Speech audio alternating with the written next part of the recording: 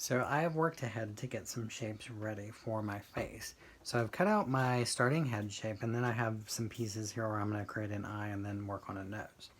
So in a video I recommended you watch, there are different cardboard building techniques that hopefully you saw.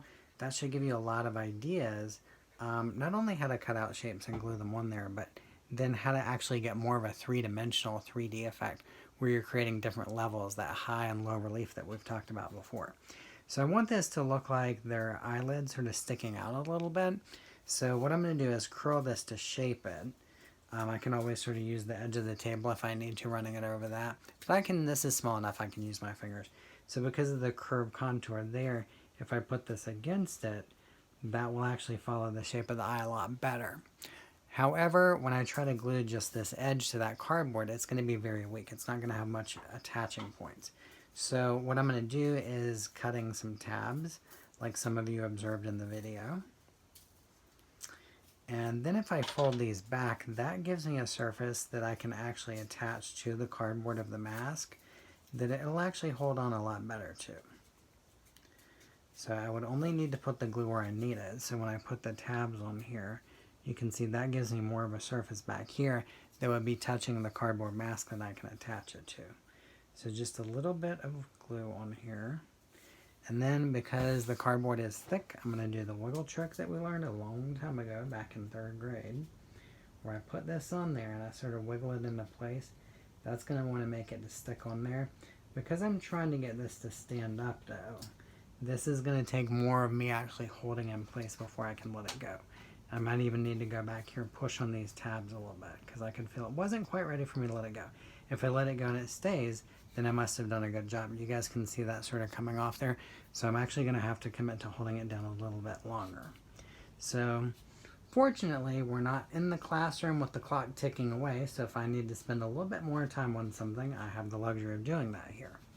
So holding that, you guys saw I already cut out a piece for my nose, but I also want this to stick up a little bit as well. So what I'm going to do is I'm going to do another technique where I can add this on top of something that will stick out more. So I'm going to cut a small rectangle.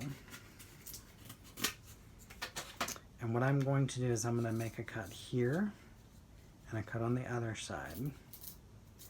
If I take this and I fold this way and I fold this the other way, then that gives me anchor points that I can put glue onto. And I could actually attach that, if y'all see me holding it to my hand there, if I attach it here to the mask, that gives me a place where I could put the nose on sticking up, but then I only have this edge to glue the nose to. So I'm going to do the tabs here to the other side. So this one sticks out this way, so I'm going to kind of do it opposite. So this will go to this side, this will go to this side. Alright, then I will put glue on my tabs that will touch the face first.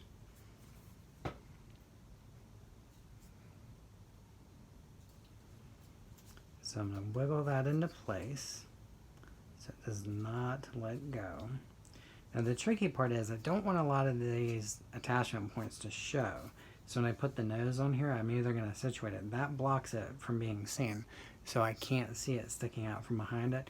But if I needed to, maybe the nose could be bigger, maybe I could trim these down a little bit.